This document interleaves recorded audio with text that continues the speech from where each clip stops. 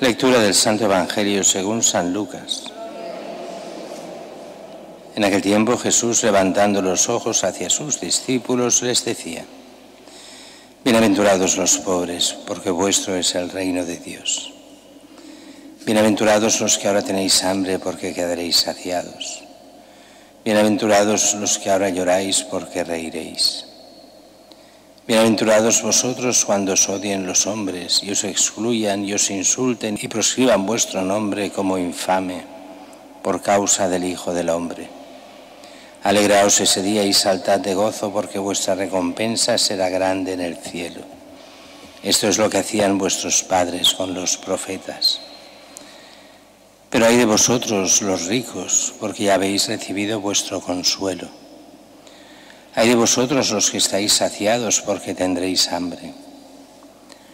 Ay de los que ahora reís, porque haréis duelo y lloraréis.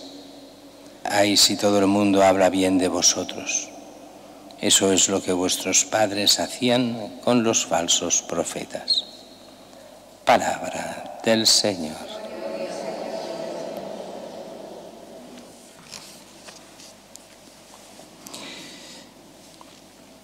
Primera lectura, vamos continuando esta carta de San Pablo a los Corintios, la primera de las dos. Recordemos que San Pablo conocía bien a los corintios, funda esa comunidad, vive más de 2 años, envía como obispo a uno de sus fieles colaboradores, Apolo. Es comunidad querida, apreciada, pero que tiene muchos problemas. Ha crecido mucho, ha crecido aparentemente bien, pero vienen los problemas que hay en tantas comunidades. Primero, lo hemos ido viendo, la soberbia de muchos, la división de algunos, yo soy de Pablo, yo de Apolo, yo de Kefas. Después, el hecho de soportar como si no pasase nada los escándalos, aquel de la comunidad que vive con la mujer de su padre.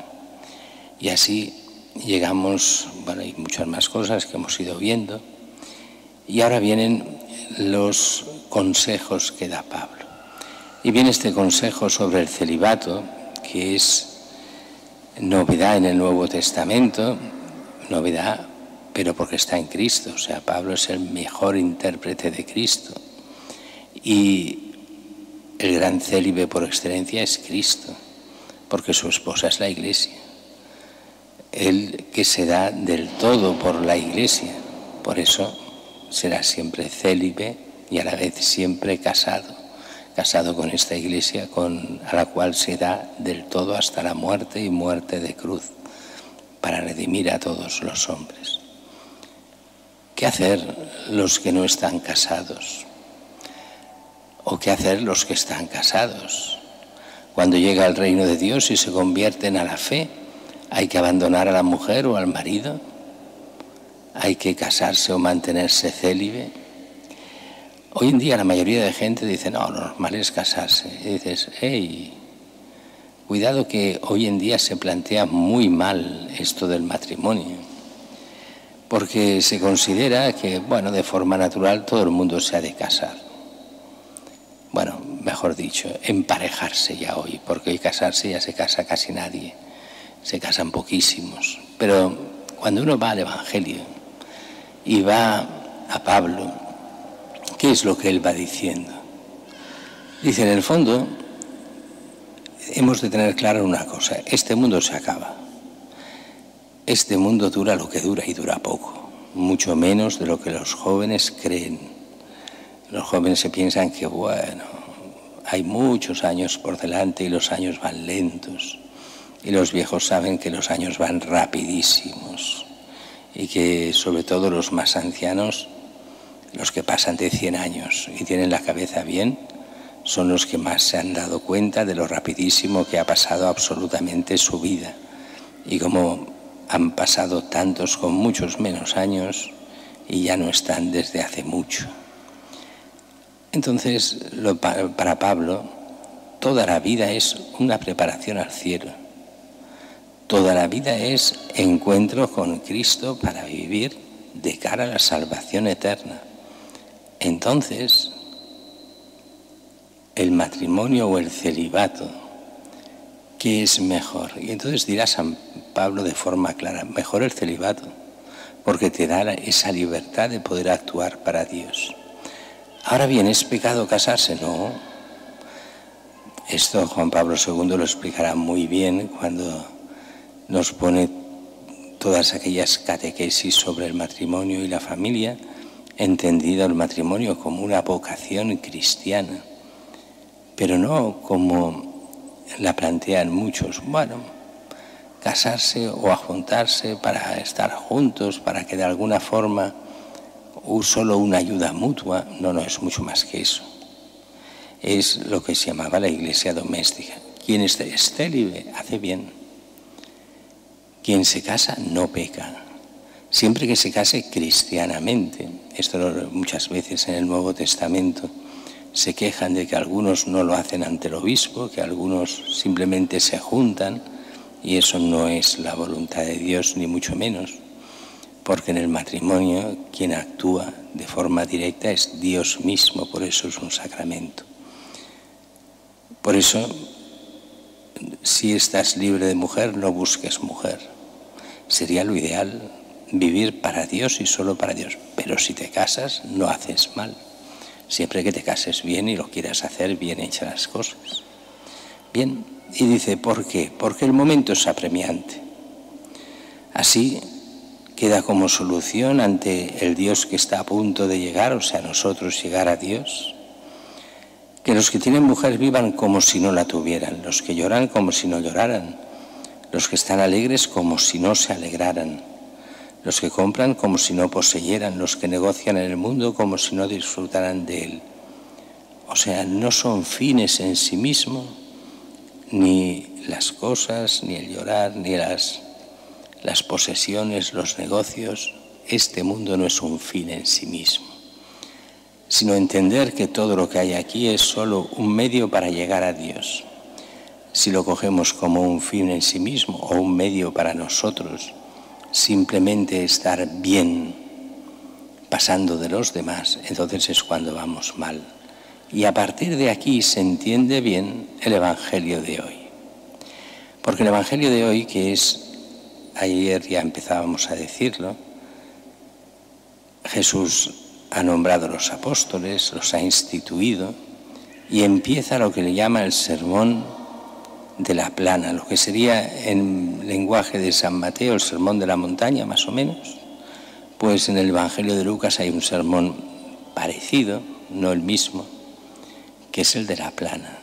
Jesús baja a una gran llanura, a una llanura, se reúne muchísima gente y empieza este sermón. Y este empieza con lo que hemos leído, 4 bienaventuranzas y 4 ayes, o 4 malaventuranzas.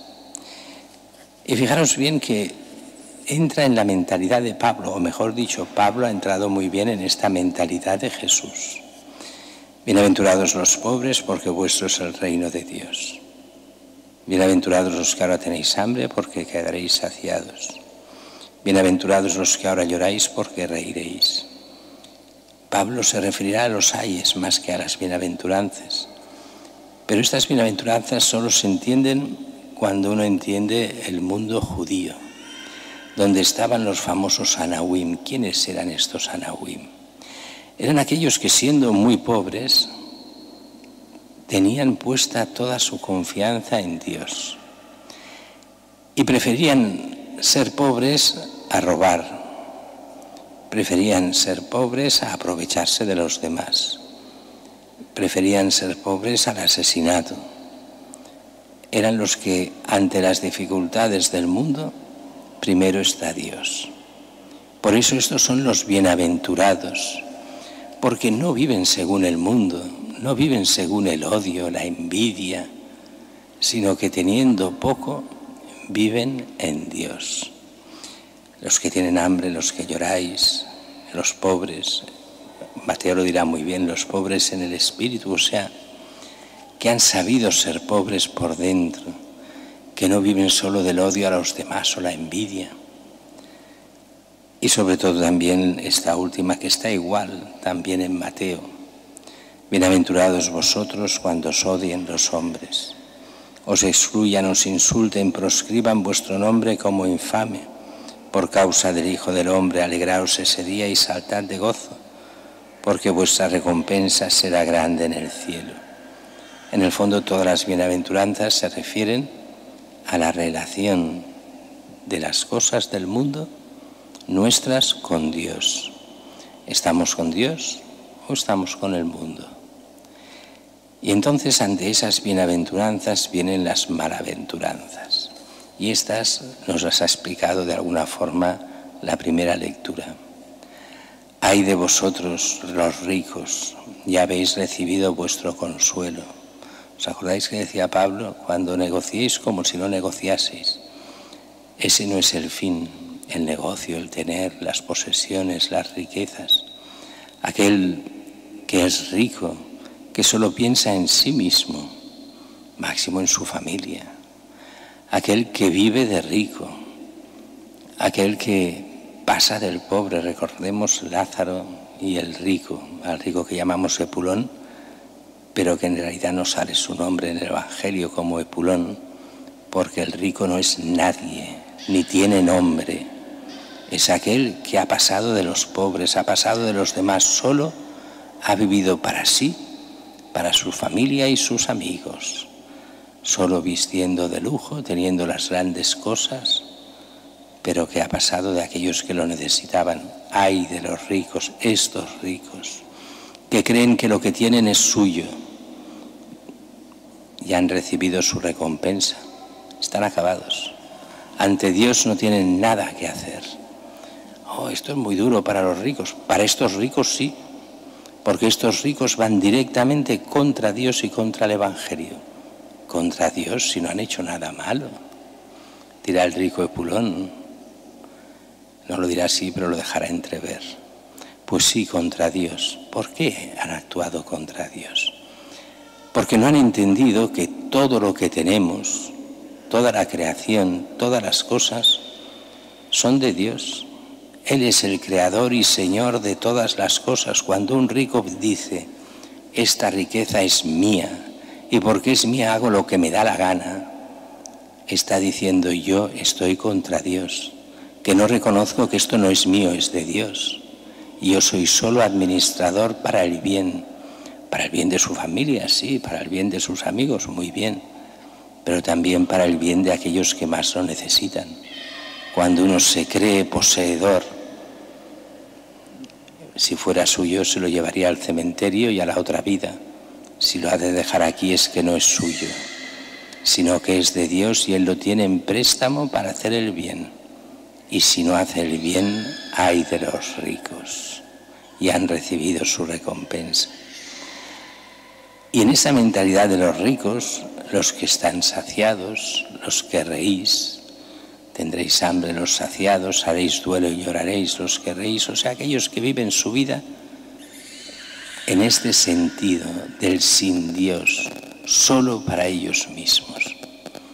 Aquellos que creen que lo único importante es su éxito, su vida, sus negocios, sus cosas, están acabados ante Dios y han recibido la recompensa que querían aquí en la tierra. Y además, el 99% ni aquí en la tierra la reciben, porque se venden al diablo por 4 duros y después son unos desgraciados toda la vida. Aunque tengan muchas cosas y tengan mucho dinero, ya lo pagan en parte en la tierra, pero lo pagan en el otro mundo. Y la última, que es la que a algunos les cuesta de entender. Ay de si todo el mundo habla bien de vosotros. Esto es lo que vuestros padres hacían con los falsos profetas. Es muy curiosa esta última malaventuranza o este ay. Esto pasa muchísimas veces. Cuando se hacen grandes honores a alguien, yo me aparto mucho de esa persona. De cada 100 a los cuales se hacen honores, doctores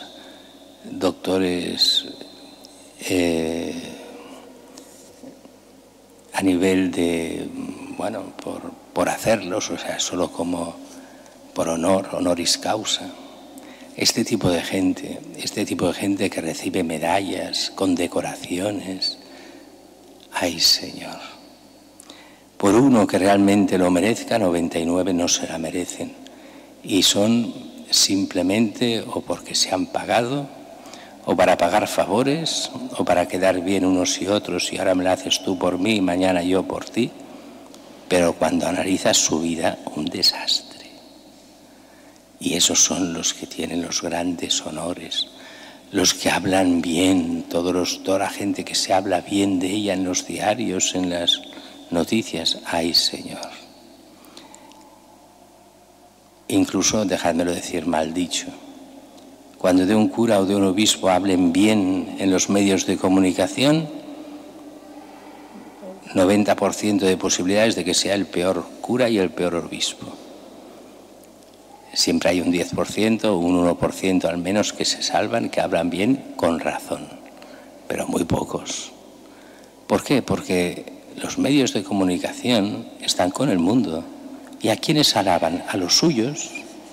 A los que son de Cristo no les alaban. Si hoy estuviera Cristo predicando en las calles y hubiera venido en nuestra época en vez de hace 2000 años, los que se le tirarían totalmente en contra serían siempre los medios de comunicación, serían los fariseos de hoy, seríamos a veces nosotros mismos. Yo pongo solo un ejemplo. Recuerdo cuando yo estaba en el seminario y había un personaje que se había muerto hacía pocos años y con que yo estudié en Roma, y en Roma pues se conocía más, aquí no se le conocía para casi nada, que era el padre Pío di Pietrelcina. Bueno, ¿qué decía la gente del padre Pío? Los curas, los obispos. Ese hombre era un exagerado, un exaltado. Solo hacía las cosas para las multitudes. Pero bueno, ya sabemos que ahí no hay nada, era todo falso. Y eso lo decía gente aparentemente buena. Los medios hablaban mal de él como si fuese de una secta, un exaltado extraño. Y resulta que lo beatifican, lo canonizan y llegan a decir de él, Juan Pablo II, ¿quién ha sido el mayor de los santos de la historia sin contar la historia bíblica? Pues uno de los mayores, si no el mayor, para algo es patrón de Italia, San Francisco. ¿Y quién ha sido el mejor seguidor de San Francisco? Pues el padre Pío. Y eso esto dicho en la homilía de canonización del padre Pío. Para el mundo no era nadie, para Dios era muchísimo. Por eso cuando oigáis cosas en los diarios, si hablan mal de un obispo, pueden tener razón, o de un cura, pero muchas veces si hablan mal porque es de Cristo, entonces no tienen razón. Será esto: ay, si todo el mundo habla bien de vosotros, si hablan bien, pero solo porque está con el mundo, está acabado. Pero puede ser que en algún momento alguien hable bien, pero será el 1%, porque del 99% de los que hablen mal, de los que hablen bien, se cumplirá el Evangelio. Alabarán lo que ellos consideran que aparta de Cristo, porque el mundo no es de Cristo. A veces, diciendo estas cosas, parecemos una secta, diciéndolo así, pero es que es así. Nuestro Señor hoy no es bien recibido en su casa. En la España que fue cristiana hasta hace unos siglos, no lo es desde hace muchísimo tiempo. Y sabéis muy bien que durante mucho tiempo mucha gente era hipócrita con esto, haciéndose pasar por cristiano, cuando no lo eran, porque tenían miedo en algunos casos para quedar bien, para que no les dijesen quién sabe qué. Pero hoy en día las caretas se han ido, ya no está de moda para nada ser cristiano. Y por eso de los cristianos se habla mal. Y no nos ha de importar. Ay, si todo el mundo habla bien de vosotros. Eso es lo que vuestros padres hacían con los falsos profetas.